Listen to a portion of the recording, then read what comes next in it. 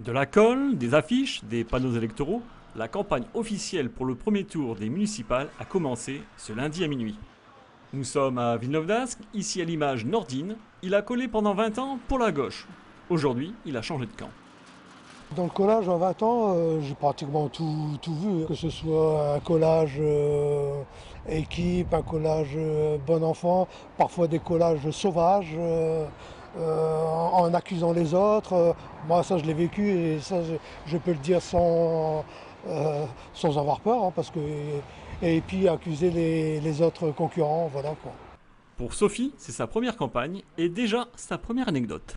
En fait, c'est toujours très bon enfant. Ce matin, effectivement, il y avait un monsieur qui collait juste en face de moi et après, il vient me voir en me donnant un tract du front de gauche. Il explique que je suis sur la liste de Manet Barizeau, donc ça ne m'intéresse pas forcément.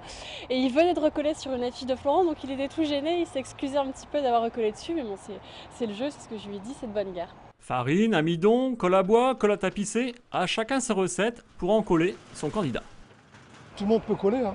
Que ce soit les affiches, que ce soit même tapisser, c'est pareil quoi. C'est la même chose.